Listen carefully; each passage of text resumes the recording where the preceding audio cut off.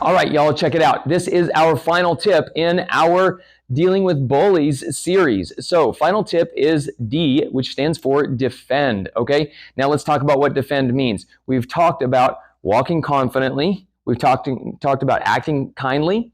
We've talked about retreating and reporting. Now we have to talk about the physical altercation. So, Johnny Bully has come up to me, or in this case, Mr. Bob, and he just keeps coming into my space and I can't seem to get away from him. And maybe he comes up and he shoves me, right?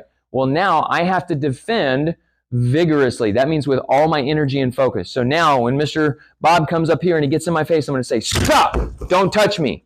And I'm going to start backing away in a lovely defensive posture here. This looks like a good guy. This looks like, hey, I don't want to fight. But I've just set a boundary for Mr. Bob. Now Mr. Bob knows that, hey, my space is not free. He's going to have to fight for it if he wants it.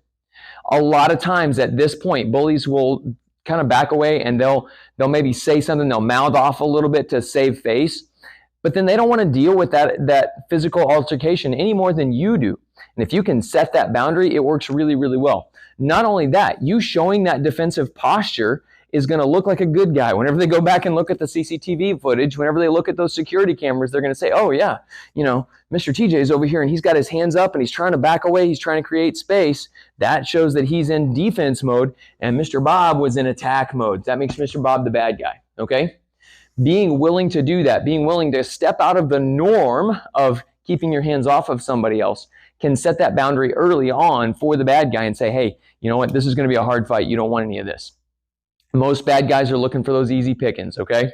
All right, that being said, it may not be the final solution. Mr. Bob may decide that, hey, yeah, this guy's bringing a fight and I'm mad now and I don't want to lose face in front of my peers, so I'm going to fight back. Okay, well, at this point, my job is to always be looking for an exit if I can, be yelling for help the whole time, but I'm going to use whatever tools I have at my disposal to make sure Mr. Bob is having a rough time, because I don't want Mr. Bob to come back. I want him to know that this is the body that God gave me and I'm willing to defend it.